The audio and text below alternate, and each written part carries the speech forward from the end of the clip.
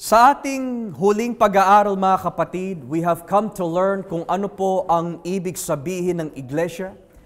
We have also come to learn kung ano po ang kaugnayan ng iglesia sa karya ng Diyos. Ngayon kung lolobin po ng Panginoon, pag-aaralan naman po natin kung ano po ang ating duties sa bawat isa bilang kinatawan ni Kristo. Now, hindi ko po gagawin what I usually do sa ating mga pag-aaral ng Biblia, which is a verse-by-verse explanation.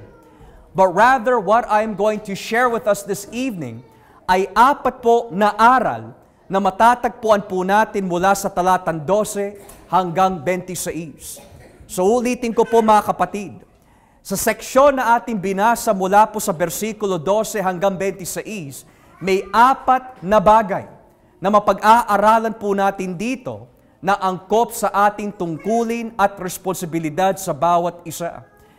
Dahil sa pag-iisip po ng ilan, ang iglesia lamang ay isang lugar kung saan sumasamba ang mga tao at pagkatapos po nito ay wala na po sila communication, wala na po sila tungkulin. Kumbaga, pumasok ka sa loob ng simbahan, makinig na salita ng Diyos, at pagkatapos po nito ay uuwi na.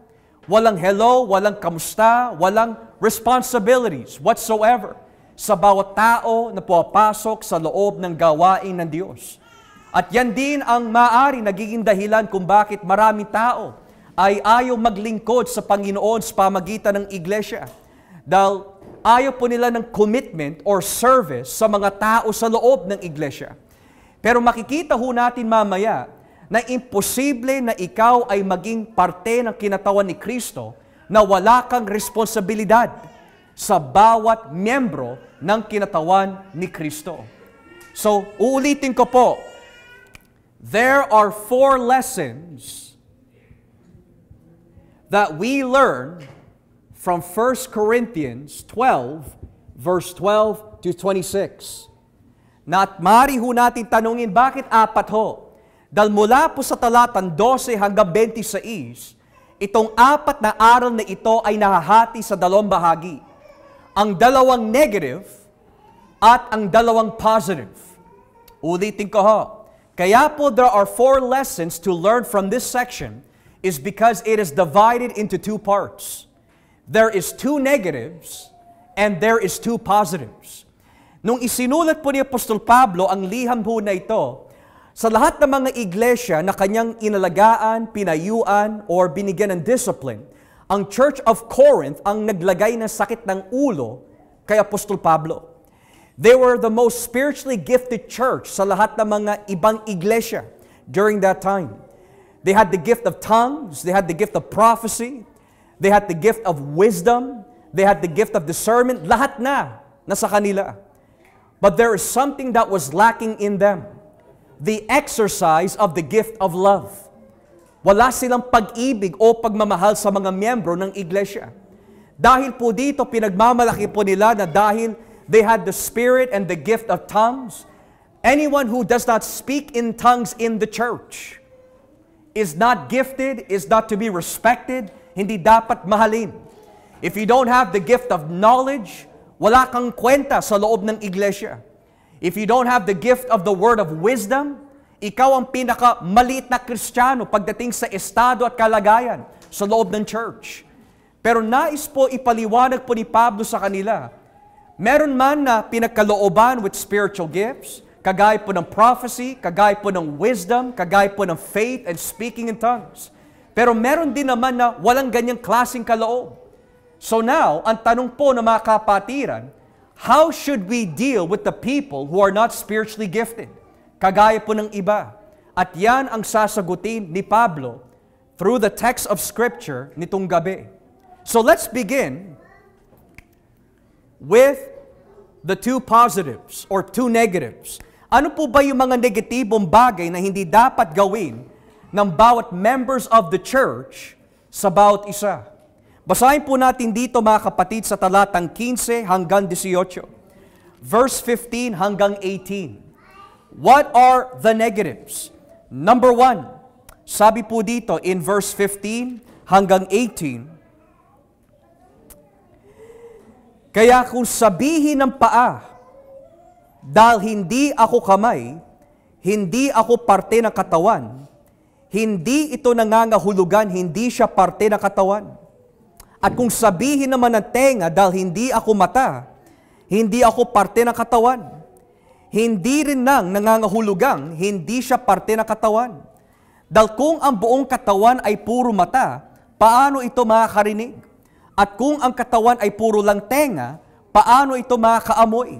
Ngunit nilikha ng Diyos ang ating katawan na may iba't ibang paraan ayon sa kanyang nais. So ayon po sa nakita po natin from verses 15 hanggang 18, ang itinuturo po nito is this. The first negative, we must not distance ourselves from the body. Yan ang unang negatibo na aral na mapapasin po natin sa mga tekstong ito. We must not distance ourselves from the body. Now, bakit yan po yung aral in verses 15 to 18?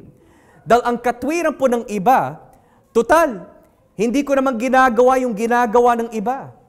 Total, I am not as gifted as others. Total, wala namang kumakausap sa akin. Total, hindi naman malaki ang aking gampanin in the church. Ilalayo ko na lang ang aking sarili sa simbahan. Kasi malinaw po na binabanggit po ni Pablo po dito, dahil porket ba na hindi kayo mata, porket ba hindi kayong tenga, ilalayo mo na sarili mo sa kinatawan ni Kristo. At yan po minsan ang nagiging sakit ng iglesia. Nilalayo po ng mga ibang miyembro ang kanilang sarili from the church. Bakit ho? Dahil unang-una, maliit ang kanilang paningin sa kanilang sarili. Nang ibig sabihin, hindi sila mahalaga sa kanilang paningin. Hindi sila kapakipakinabang sa loob ng church. Iniisip po nila wala sila maiaambag sa iglesia. O maaari kokonti lamang ang kanilang kaalaman sa Biblia and therefore, ilalayo ko na lang ang aking sarili. Para naman sa iba, ayoko maging burden. Para naman po sa iba, ayoko maging pabigat sa iglesia. Kaya ang tendency po nito, kapag ganyan ang ating pag-iisip, nilalayo ng bawat isa ang kanilang sarili from the church. Pero sabi po ni Apostol Pablo, hindi porket hindi ka tenga, hindi porket hindi ka mata, hindi ka parte na kinatawan ni Kristo. Hindi porket hindi ka mangangaral, hindi ka parte na kinatawan ni Kristo. Hindi porket hindi marami ang iyong alam sa Biblia, hindi ka na bahagi sa kinatawan ni Kristo. O hindi porket na hindi ka nakaka-attend madalas in the church, hindi ka na bahagi sa kinatawan ni Kristo. Ang utos sa atin ng Biblia, huwag mong ilalayo ang iyong sarili sa kinatawan ni Kristo. So lagi ho natin tatandaan, that is the first negative. Do not distance yourself away from the church. And why is that? Dahil, subukan nyo po, tanggalin ang puso sa iyong mga katawan. Apektado ang kinatawan po natin. Subukan nyo mo tanggalin ang iyong mga utak from the body. Maapektuhan ang buong katawan. So this shows us, mga kapatid, that each and every one of you has a function in the church. Not all are preachers. Not all are teachers. Not all are pastors. Hindi lahat ay deacon, pero hindi nangangahulugan na hindi ka porke pastor, mangangaral, or teacher, or deacon, hindi ka bahagi sa kinatawan ni Kristo. Kaya mapapasin po natin bilang patakaran po natin in the church that is based off the Bible, hindi tayo pumapayag na isa ho sa atin ay wala sa gawain. Ini-encourage po natin ang bawat isa na magtipon, magkita-kita ho tayo, makinig, magpuri na sabay-sabay dahil ang bawat isa ay may tungkulin sa kinatawan ni Jesus. Mahalaga ang bawat isa. Pero kung ilalayo ho natin ang ating mga sarili, it is actually a selfish motive. Makasarili ang ating motibo kung ilalayo ho natin ang ating mga sarili. At most of the time na nilalayo na tao ang kanyang sarili from the church, one of the great things and great reasons kung bakit po niya nilalayo ang kanyang sarili is not based off the Bible, kundi based off emotions. Kapag nadadala na po siya ng kanyang mga emosyon at marami po siyang iniisip na hindi tama, inilalayo niya ang kanyang sarili from the church. Pero sabi ng Biblia, we must not distance ourselves from the body. Meron naman iba, ang iniisip po nila, well, dahil maliit naman ang aking tungkulin sa iglesia, I don't have to be there every single time.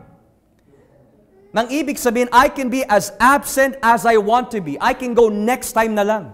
Pero mga kapatid, maling pag-iisip din po yun. Just because wala kang masyadong, sabihin na po natin, responsibilities when it comes to ministry or hindi ka binibigyan ng marami responsibilities, gives us the right na pabayaan ang mga members of the church. We must not distance ourselves from the body.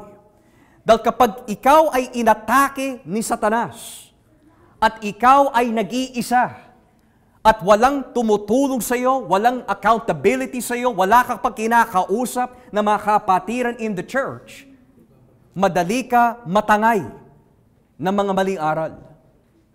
So this is the reason why sinabi po ni Apostol Pablo, hindi porket hindi ka tenga o mata o kamay o etc., hindi ka na parte ng kinatawan.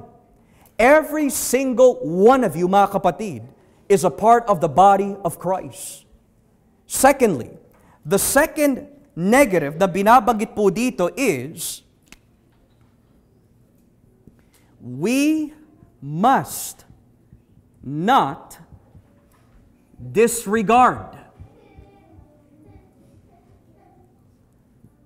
the body. Kung babasahin po natin dito, mga kapatid, sa talatang 21, look at what verse 21 says. Kaya, hindi maaaring sabihin ng mata sa kamay, hindi kita kailangan. At hindi rin masasabi ng ulo sa paa, hindi kita kailangan.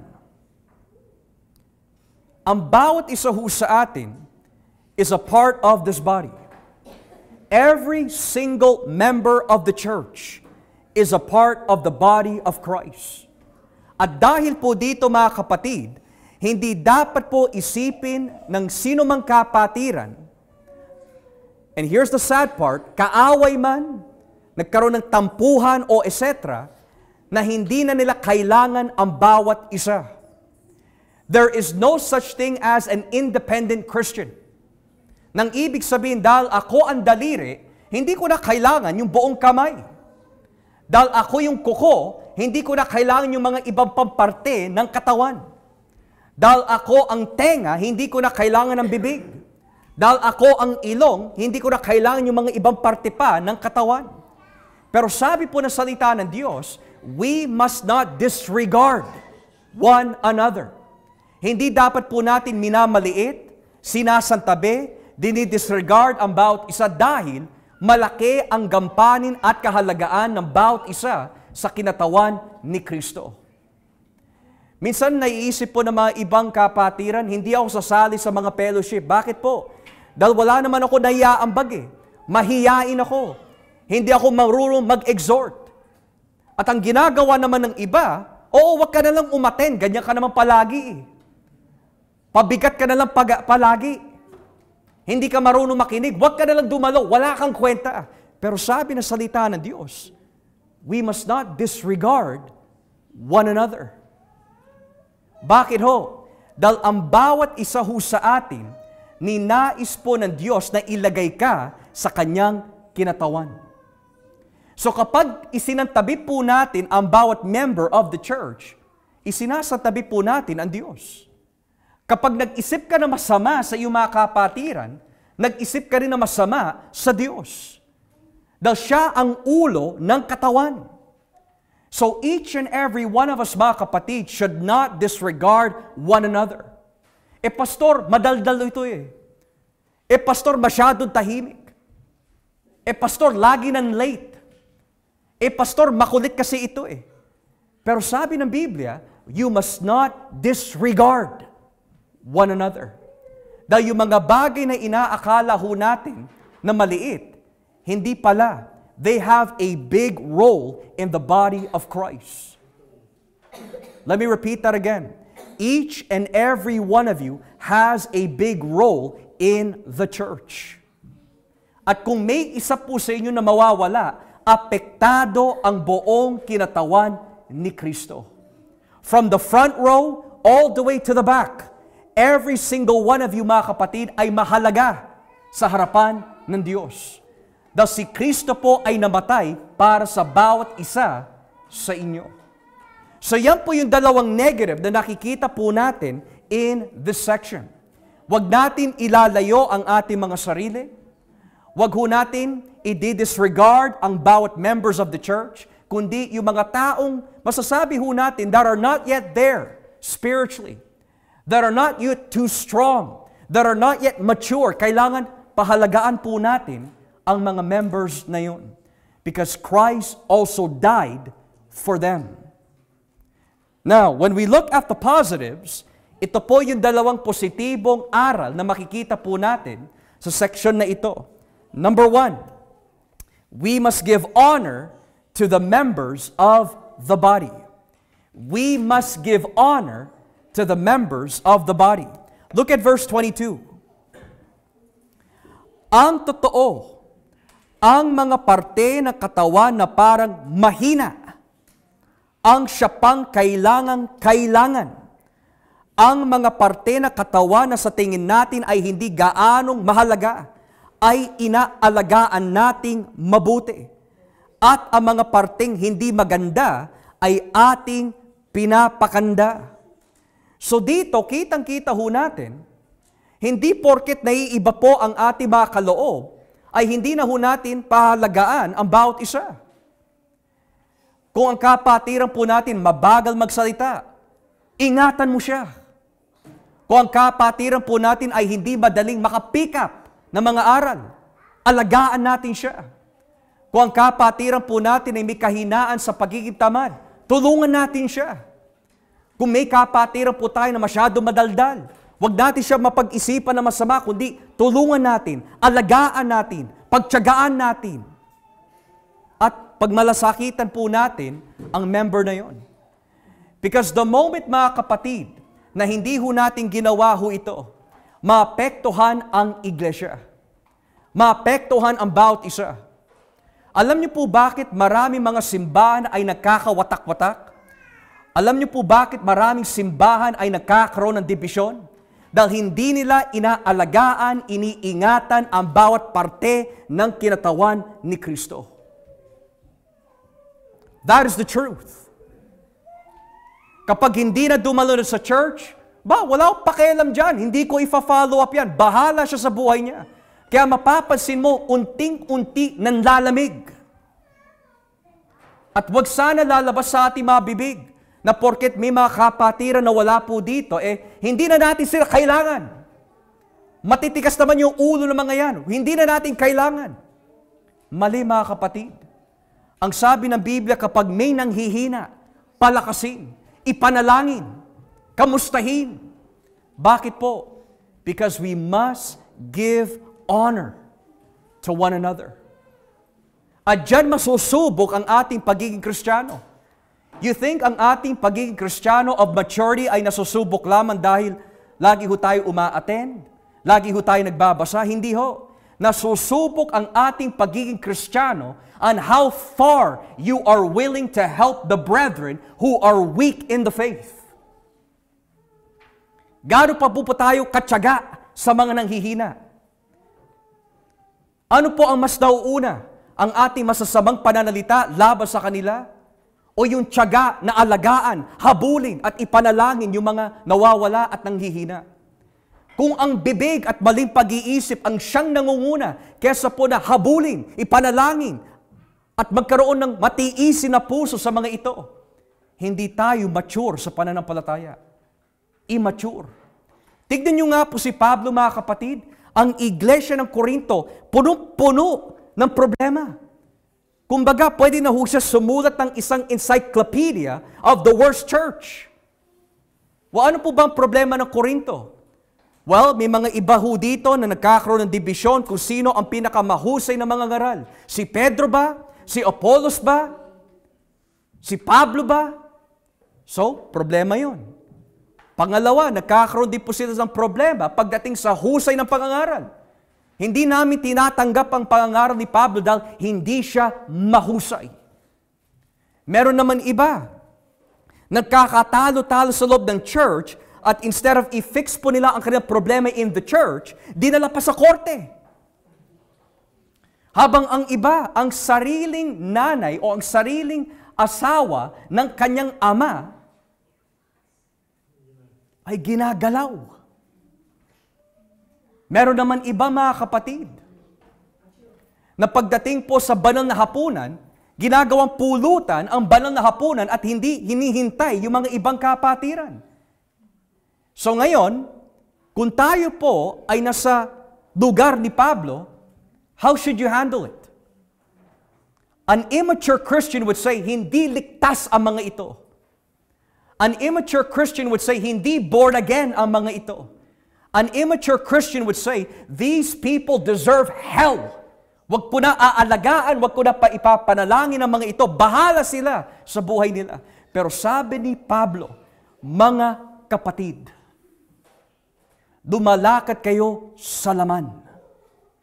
Bakit ganon ang tiyaga ni Pablo? Dahil ang Diyos ay naging matyaga sa atin. Naging matyaga po ba ang Diyos sa atin, mga kapatid? Naging matiisin po ba ang Diyos sa atin, mga kapatid?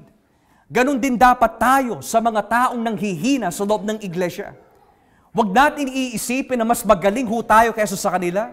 Huwag natin iisipin na mas matuwid ho tayo kaysa sa kanila. Huwag natin iisipin na mas mataas ho tayo kaysa sa kanila. Dahil the truth of the matter is, nasusubok po ang ating maturity on the basis of your love for the brethren. So the first positive here is, we must give honor to the members of the body. Masyado ka ba tahimik, kapatid? Mamahalin kita dahil namatay si Kristo para sa iyo. Ikaw ba, kapatid? Ikaw po ba ay masyado madaldal? Mamahalin kita dahil namatay si Kristo para sa iyo. Ikaw ba, kapatid, makakalimutin? Mamahalin kita dahil minahal ka ni Kristo. Pero the moment ang aking mentalidad ay, ako ay mas magaling kaysa sa iyo, ako ay mas mahusay kaysa sa iyo, hindi ako kagaya mo, you are no longer honoring the body of Christ. At lalo na sa mga tatawagin na maging pastor, kung may mga ilan ho sa inyo na nagnanais na maging pastor, hindi ka magtatagal sa ministeryo kung ganyan ang ating isipan. Dahil hindi pagalingan ng pagiging Kristiyano ang pinag-uusapan natin, kundi ang goal ng bawat nangangasiwa in the church is alagaan ang bawat miyembro upang sila'y makapasok sa langit. At bakit ganyan ang mga tinawag? Dahil sumasa kanila ang tunay na pastol na si Jesucristo. Kung sa ibang iglesia, mga kapatid, hindi ka lang sumulpot ng 2 beses, tanggal ka na sa church, ayon sa Biblia, hindi ganon ang dapat maging iglesia ho natin. Hahabulin ka namin. Kakamustahin ka namin. At kung hindi ka magre-reply sa amin, kakatokin po namin ang iyong bahay. Bakit po? Dahil mahal ka ng Diyos. Dahil ang pangako po ng Espiritu Santo sa Biblia, hindi kanya iiwanan o pababayaan. Tiyaga. Give honor to the body. Yan ang kailangan ng iglesia. Hindi pa pwede, nawala yung mga ibang kapatiran dito. Si pastor na bahala dyan. Kung yung bibig, sabihin na po natin, ako ay bibig, may singaw, may pinagdadaanan, hindi naman pwede puro bibig. Nasaan yung mga paa? Nasaan yung mga kamay? We must give honor to the body. Dahil yun ang nagpapatibay sa iglesia.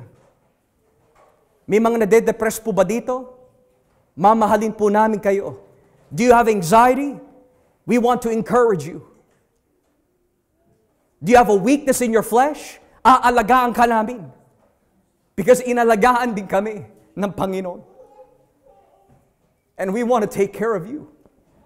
We want to love you. Because when we were weak, He picked me up. When we felt alone, He was there. So ngayon na nakaranas ka ng ganyan, we will be there for you because Jesus was always there for us. Dahil iisang katawan tayo in the Lord. At sa mga kapatiran naman na may pinagdadaanan, mga kapatid, huwag niyo iisipin, pabigat po kayo.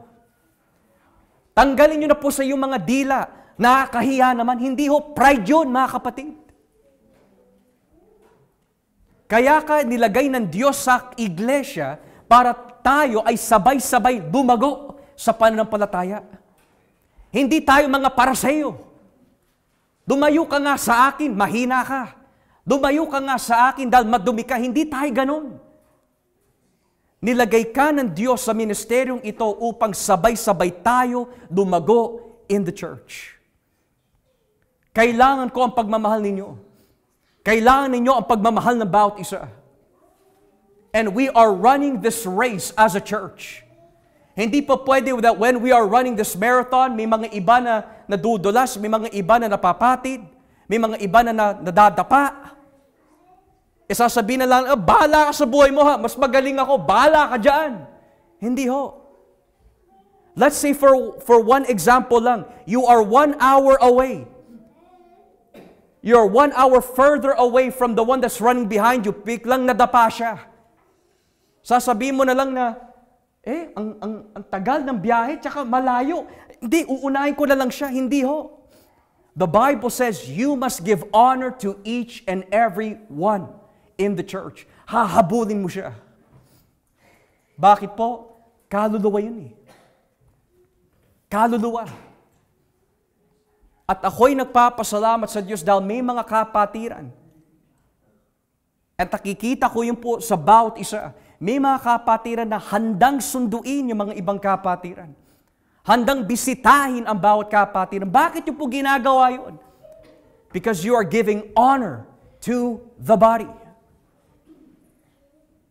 May mga ilan ho dito na masasabi ho natin may edad na. Sinasabi ninyo, hindi kayo masyadong maalam sa Biblia. Pero bakit yung nagagawa na ipanalangin ang bawat kapatiran ng 2 oras araw-araw?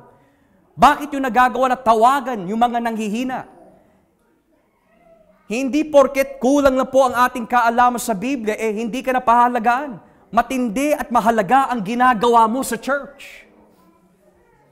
Ako'y sigurado na nanatiling nakatayo po ngayon mga kapatid dahil marami sa inyo ang nananalangin sa akin, nananalangin sa bawat isa.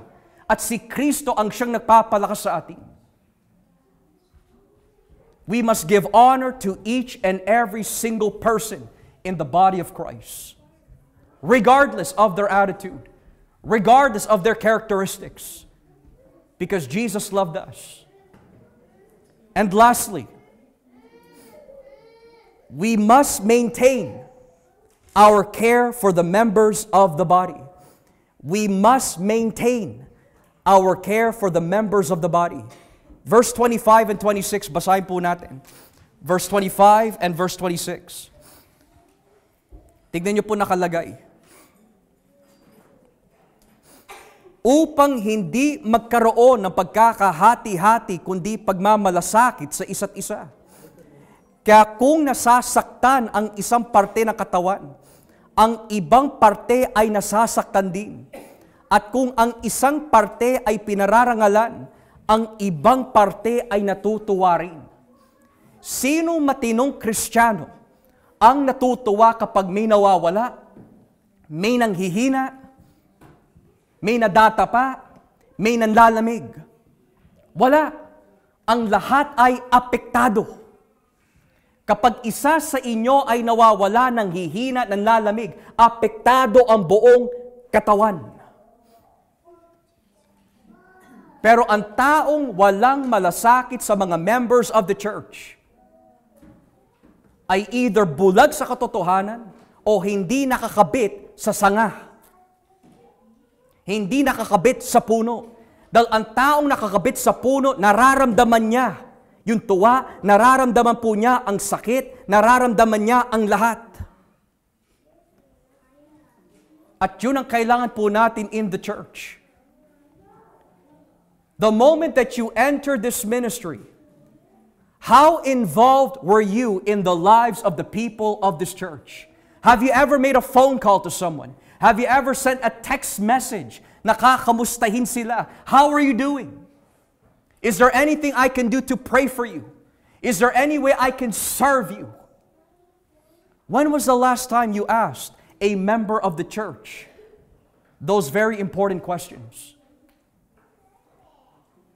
Mga kapatid, when was the last time you prayed for one another? When was the last time you visited one another? Ang sabi ng Biblia, we must maintain our care for one another.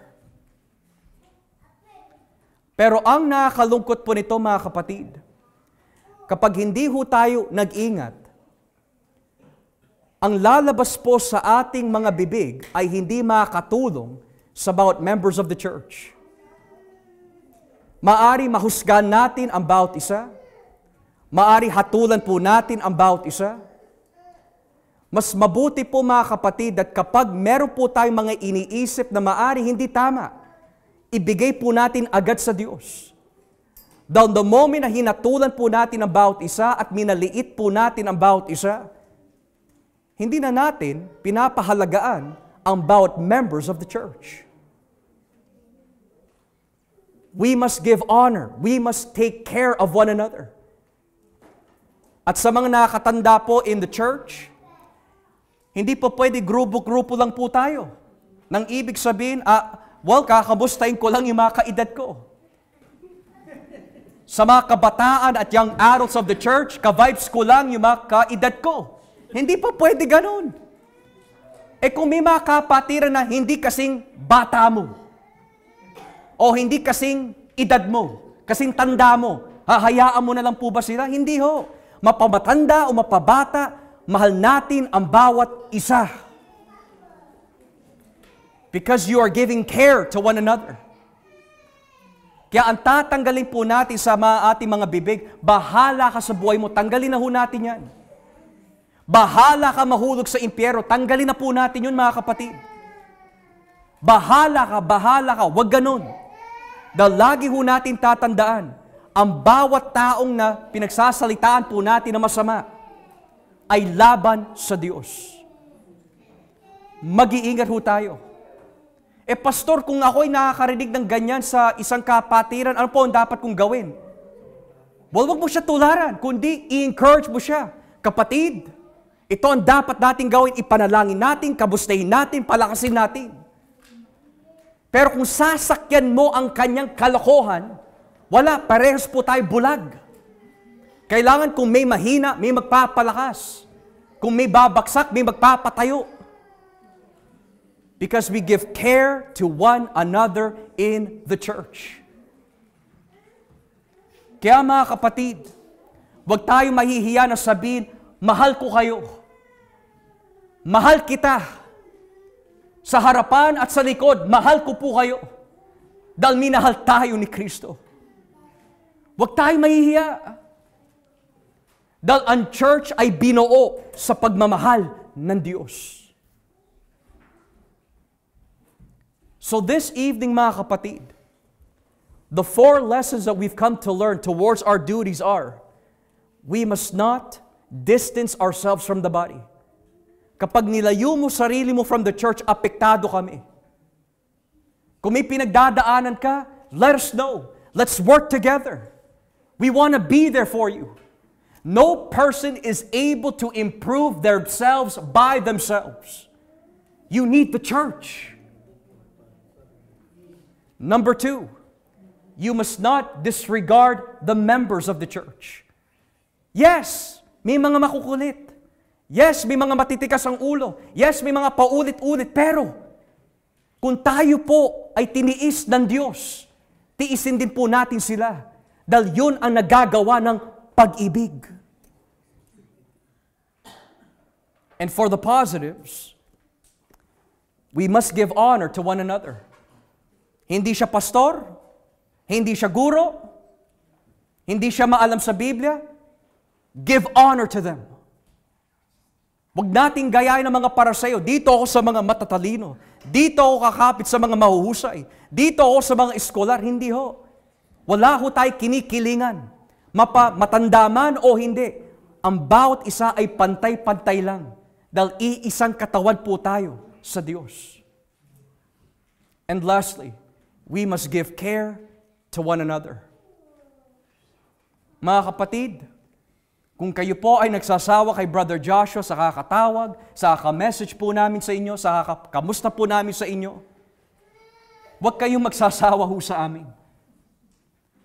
The reason why ginagawa po namin yan sa inyo, mga kapatid, kahit na hindi nyo po kami nire-replyan, kahit sinizine-zone nyo po kami, huwag nyo iisipin na hinuhusgahan po namin kayo, hindi ho. Ang iniisip po namin at andyan ang Diyos. Maari may ginagawa ka, maari meron kang pinagdadaanan, pero we want you to know, mahal na mahal po namin kayo. We love you. At wag din po kayong magagalit sa mga kapatiran kapag paulit-ulit ka na lang pinapangaralan. Nang ibig sabihin, bakit wala ka sa church no Sunday? Bakit wala ka nung church no Sunday? Bakit wala ka nung church no Sunday? The reason why paulit-ulit po nila pinapaalala ho sa atin yun dahil paulit-ulit po tayo na nakakalimot. So kung paulit-ulit ka, paulit-ulit din po kami. Hanggang magkaisa tayo. Because the Bible says, give care to one another. Pastor, ilang beses ko na tinry talaga na tulungan itong taong ito. Hanggat hindi siya inaalis ng Diyos sa iglesia by providence, hindi tayo susuko. Dahil tatandaan po natin, ang sanga na hindi namumunga ay pinuputo ng Diyos. Pero habang hindi tayo pinuputo ng Diyos, so to speak, at hindi inaalis sa mga taong ito in the church, ang ating pag-aalaga sa kanila ay hindi magbabago. Dahil kung gusto ng Diyos na alisin sila, aalisin sila. Pero habang nandito po sila, pagtiyagain po natin sila. Mahalin po natin sila. Unawain po natin sila. Dahil kung tayo po ang nasa kanilang kondisyon, yun din ang nanaisin din po na mangyari sa atin. Na may mag-alaga sa atin, may manalangin sa atin, may magmahal sa atin. Kaya as I close, mga kapatid, this camp retreat was not so that you can have fun. Sa nature, marami ho sa inyo sa hiking, marami ho sa inyo sa basketball.